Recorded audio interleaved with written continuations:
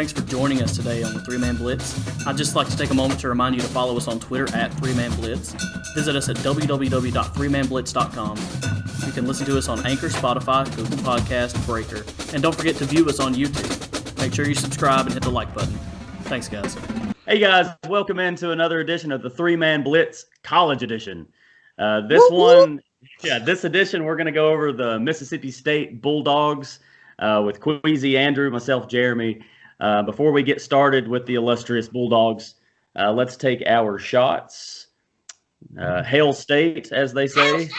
Hail State! Can't say it, man. Come on, Queasy, say it. Ring that bell, baby. Fear the bell. Fear the bell. Fear the bell. Fear the bell, man. Ooh. Once again, I'm going to say we're still in the 10 o'clock hour. That's my second shot. And counting. We're this morning drinking over here. I noticed that since we've been doing some of these shows in the morning, we haven't been doing as many bets because we don't want to drink as much. All right, so I'm going to go ahead and start us off with Mississippi State as we take a look in at what they were and what they're going to be. So I'm going to go through my share screen and go and take you guys in and let you look at our spreadsheets here. Take us on a journey. So where I think you have to start with Mississippi State, which is obviously a huge difference from the year before, is they have a new head coach. So before they had the Joe Moorhead experience there, he wasn't a terrible coach, but he wasn't what Mississippi State was looking for, which was somebody to turn the program around and be really significant and have an impact in the SEC. He didn't do terrible, but he didn't do great. So they went ahead and hired Mike Leach. Which is a really good move. Even if I was Joe Moorhead, I would have to say, yeah, he's probably a better coach than I am, honestly. Mike Leach has been around. As you can see on the share screen, he has 18 years head coaching experience. He was with Texas Tech for 10 years, where he went 84-43, .661 winning percentage there. Then he moved on over to the Pac-12 to Washington State, where he was there for 8 years. He was 55-47 with a 5.39 winning percentage, but it's almost more impressive than when he was with Texas Tech, only in the way that Washington State, I don't think they were even on many people's radars as far as a football team goes, and he made them pretty relevant. I hate to interrupt you here, bud, but can you tell us about the last relevant quarterback at Washington State that Mike Leach coached? Yeah, so that would be the Manshew, Gardner Minshew, current starting quarterback in the NFL over with the Jaguars. So we really like Minshew over here on the 3-Man Blitz. So how could you not? The dude's fantastic. But anyway, he did coach him at Washington State. And one of the main things you need to know about Mike Leach is, for one, he's crazy. Okay, I think his players love him. If you go and watch any of his interviews, which you can find on YouTube or anywhere else, he's just wild. The stuff that he says, they're a little out there, and it's very entertaining. But he's a very good offensive mind as well. So he uses the air raid offense. So he's going to throw the ball around a lot. And the air raid, what he's going to want to do is, if you can see here, he's going to use a ton of mesh concepts. So he'll have a lot of running backs kind of crossing and letting the defenders run into each other to try to, concept people open. And he's going to use a lot of screen passes and shovel passes. So he's, the air raid offense, you're going to throw it a ton. Like I said, quarterback is going to throw, 40 plus times. And the benefit of having that type of offense is you're never really out of a game. Because you can score at a moment's notice. As long as you have the athletes on the outside, you can be very good. And that's why he's been successful everywhere he's went up to this point, is because he's always utilizing that air raid system. And if I may say, I do remember seeing him at Texas Tech with that air raid offense, and it was fantastic and exciting to watch one of their games. Of course, they're not one of my teams I would normally watch, but when I seen them on TV and seeing the game coming on, I knew it was going to be an exciting game because that offense they brought to the team. Yeah, no doubt. He's a guy that anytime you see an air raid offense being ran, it's really good to watch. It's very entertaining because it's a lot of passing, it's a lot of big plays, and let's be honest, that's just very, very entertaining. So aside from Mike Leach, one more important point. He also runs his offense. Obviously, he's an offensive-minded guy, so they don't even have an offensive coordinator. So he's going to be the head coach and the offensive coordinator. So he'll also call plays. But moving on from him, I could talk all day about Mike Leach because he's that interesting of a guy. But they revamped their whole coaching department. But the next one that I really wanted to talk about was Zack Arnett, the defensive coordinator. So Zack Arnett, he runs a 3-3-5 defense. So if you're familiar with defense, that's 3 down linemen, 3 linebackers, and 5 defensive backs. And of course, that'll change around a little bit, but that's his base defense that he likes to run. He played at New Mexico State. I don't even have that over here, but he played at New Mexico State as a defender. He was okay. But he started his coaching career at San Diego State, and he took over the defensive coordinator position and coaching linebackers in 2018.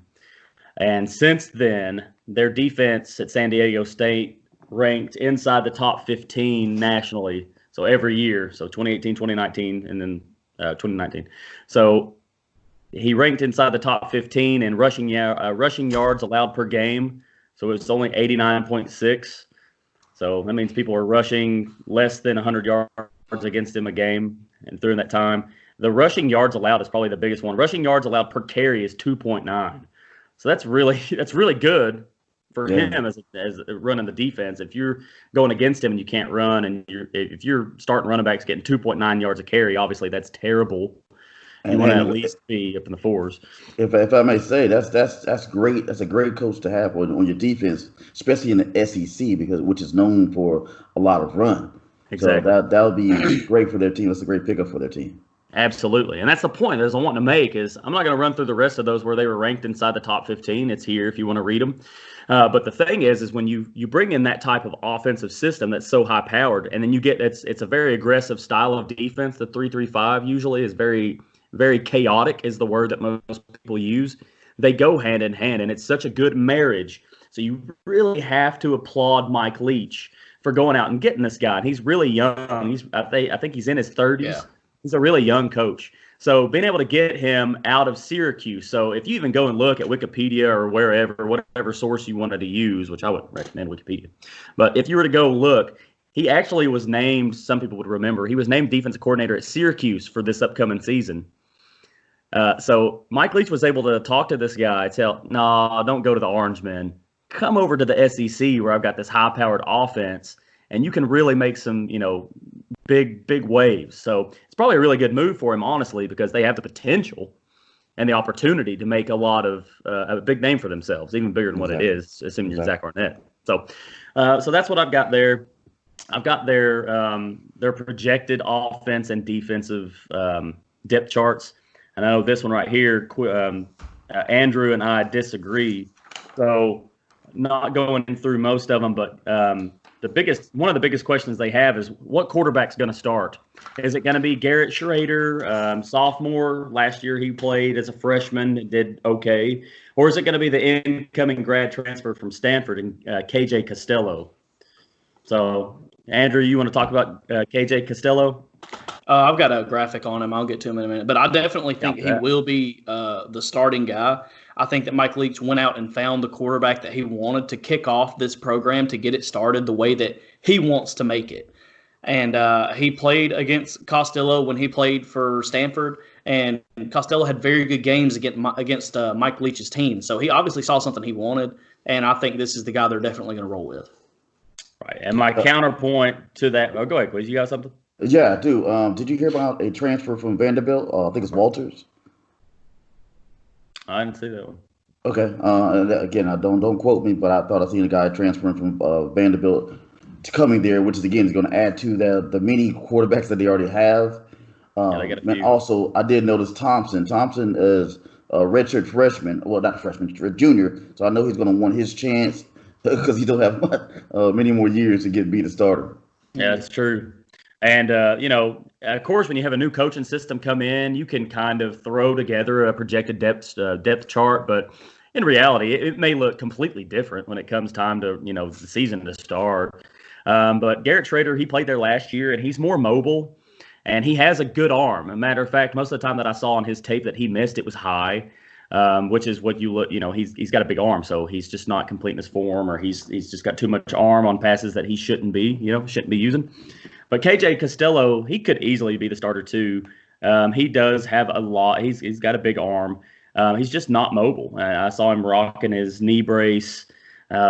And I don't know, you don't necessarily need a guy that's mobile at quarterback to run an air raid. You want the arm, but if it does break down or something, Garrett Reiter can get away, and he's actually pretty athletic.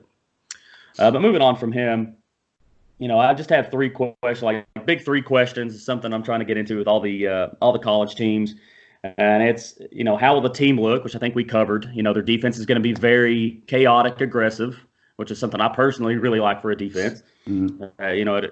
You get the opportunity for turnovers and sacks, and all those things are fantastic. And the offense is going to throw it a ton using the mesh concepts, shovel passes, and screens. So, and then we talked about who's going to start. So that is a big question for quarterback, especially.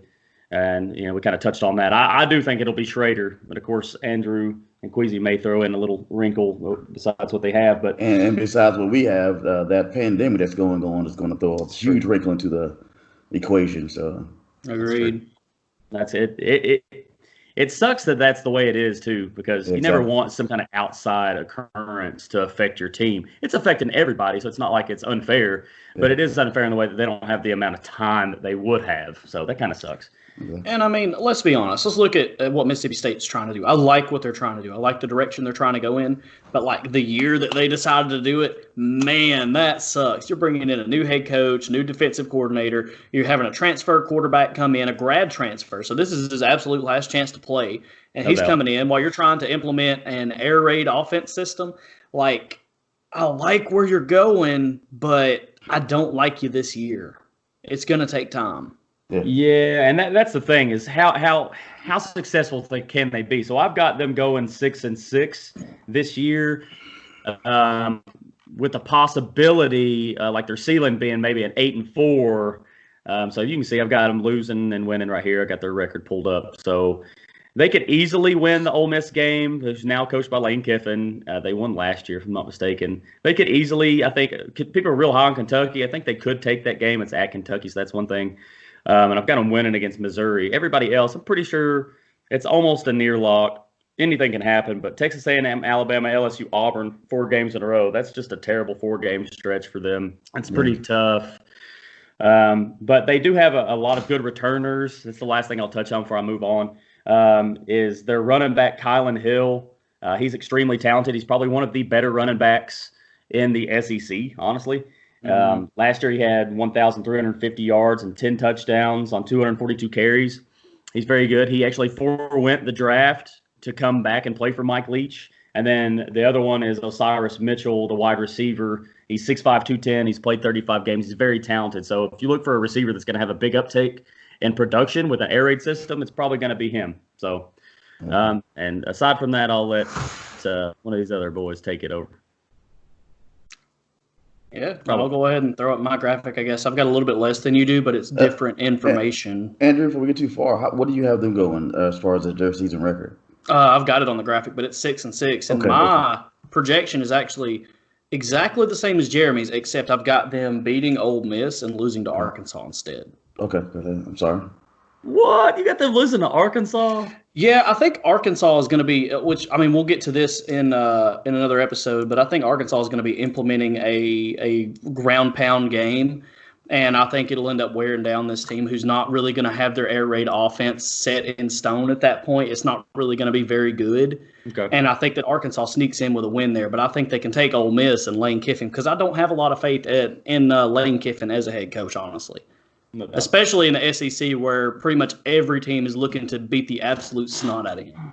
No doubt. And, yeah, and they weren't great last year. Mississippi State beat them last year. Ole Miss is actually, Lane Kiffin takes over a worse program, honestly, than Mississippi State. This is kind of crazy to think of, too. But, I mean, really the only thing I see with the Arkansas game is that Arkansas is going to be willing to take less chance and less risk than Mississippi State is, and that's going to end up costing Mississippi State the game. Arkansas is going to take care of the ball.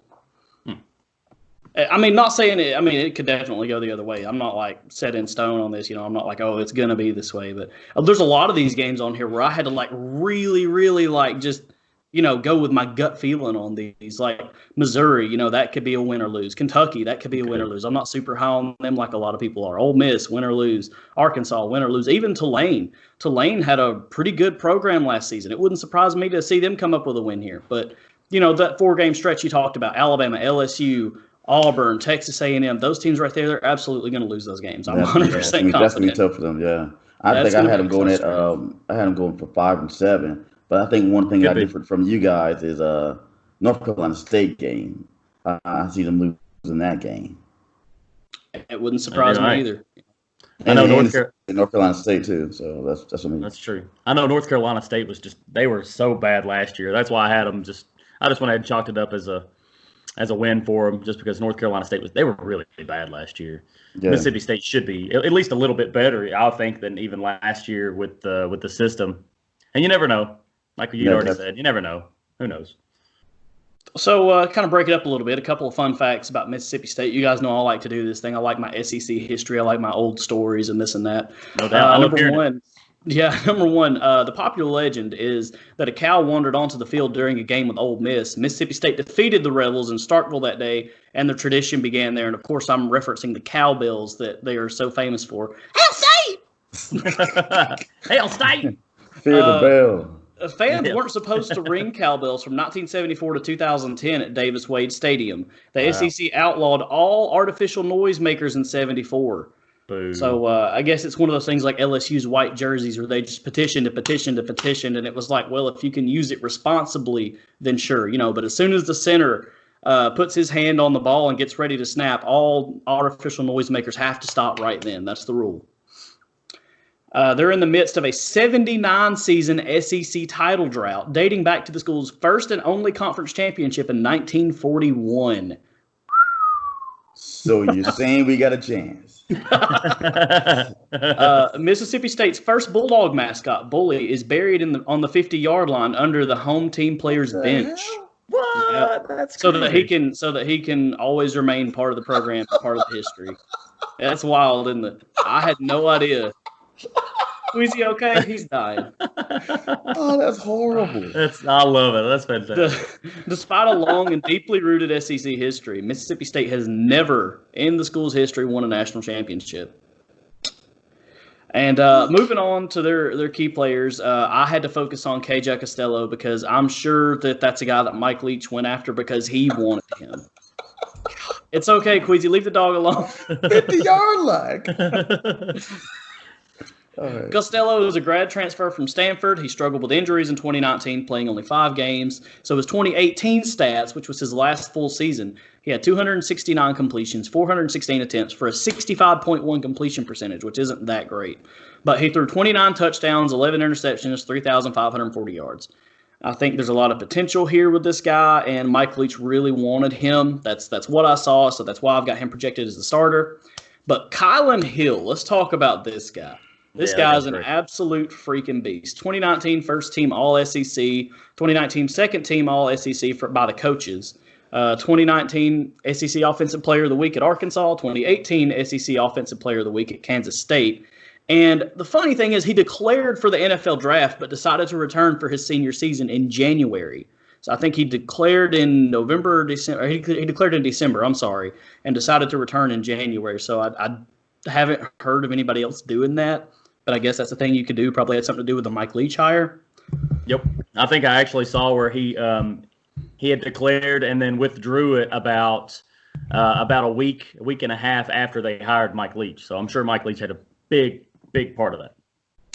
But he had 242 rushing attempts last season for 1,350 yards, 10 touchdowns, and 5.6 yards per carry, which is actually really good. He had, I think he's an underutilized receiving running back. He's got hands, and it shows it here. He had 18 receptions for 180 yards and a touchdown. That's 10 yards per reception for a running back. That's pretty good. Mm-hmm. So hopefully they find a way to work this into that offense. Yeah, and I thought he won't be. I'm sorry. He won't be. I'm sorry. I just want to go ahead. Him up. He will not be underutilized with his hands this season. I don't think so. No. And it should be pointed out that he bench presses over 400 pounds. And if you watch his highlights and his tape and whatnot, he uses his momentum to run through tackles. So when there's a linebacker running up to try to snag this guy, he uses his speed and runs through the tackle. You see linebackers and corners bouncing off this guy like he's made of rubber. It's insane. He's extremely strong. He may not be the fastest guy on the team, but by God, he's going to run through you. Yeah. And as Jeremy mentioned earlier, I like their wide receiver 1 this season, Cyrus Mitchell. He only had 29 receptions for 430 yards last season, but that averages to 14.8 yards per catch, and he had 6 touchdowns. He played 35 games for Mississippi State, as Jeremy also mentioned earlier. He knows the offense well. He has superior ball tracking skills. That's another thing. You watch this guy's highlights. He's always got his eye on the ball. He knows where it's going to be. He's very well acquainted with this program and with his routes. Now, some of that's going to change this season, of course, with Mike Leach, but I'll look for him to acclimate very well. And he's a very talented possession receiver. If you're going up for a one-on-one ball versus this guy, he's going to win most of the time. He can box you out, and I'll look for him to have a very good season. He always seems to know where he's at on the field. He's very good at those sideline catches, keeping your toes in. I've seen the same thing whenever he's trying to run through the back of the end zone. And last season, he was a number 1 guy on a team with a struggling air attack. Yeah. So hopefully these changes will be very good for him. And maybe his draft stock will go through the roof. But I really like Cyrus Mitchell. Didn't you guys tell me this is the one at 6'5"? He's 6'5"? Yeah. He's 6'5", 210. Wow. 210 pounds. Wow. So he's definitely a huge red zone threat too. So he'll be looked after right there. No doubt. He kind of reminds me of Julio Jones in the way that he catches the ball and the way that he plays, honestly. Yeah, Julio's big, and he plays for a great team, Julio does. Mm-hmm. It's a good comparison, really. Hill State! I like to see old Colin Hill. He came back for a reason, that running back. Yeah. He was very talented. Of course, there was a lot of talent in this last year's draft. And not to say that there isn't an upcoming draft, for the next season. But he can really improve his draft stock. And, running backs don't usually go really high first round, but I think he'll do – he has the potential. Let's say it that way. He has the potential to be a really good running back, especially pass catching, which we alluded to is really good and what NFL guys look for now. That's the kind of the way that the offenses are evolving. You got to have some hands most of the time. So. Well, I myself am very high on Colin Hill, and it would not surprise me one bit to see him be the second best running back in the SEC behind possibly Najee Harris this season. But look for him to make a surprise comeback. He said he was done with the program. He had moved on. They were out of his mind. Mike Leach comes in. He says, "Okay, there's still something for me here. There's still something for me to prove. I can improve my draft stock. I can be a legend at this school, and I really, really am high on him this season." Yeah. Sounds like he has a lot of faith in Leach to lead him, so that's real good to hear. Yeah. And you think, I wonder, what the potential is, how well they could actually be, not just this season, because, new offense, new defense, everybody's got to adjust, short offseason, it might not be pretty. But for the future, and, you see other programs kind of declining and others are kind of always up there, and Mississippi State's perennial not fantastic for their, what you talked about, Andrew. They've not always been a great team. But I wonder with that marriage, how well they can be. How well can they be with that 3-3-5 chaotic defense along with that air raid style offense? It might do really well in the SEC. I guess we'll just have to find out. And if that pretty much wraps up our Mississippi State guys, I didn't talk to you about this before the show, but there's a little something I would like to do. This past week, we lost Pat Dye and Johnny Majors, 2 SEC legendary coaches, and Pat Dye was also a player. So maybe we could take a shot in their memory. I think that'd be kind of cool. Absolutely. I'm down with that. 2 legends, man. 2 legends are gone now. Good lives they led, especially in the world of football. Yeah. Did a lot for their communities and such. Good people. That they did. So to you 2 guys, we say goodbye. On to greener pastures.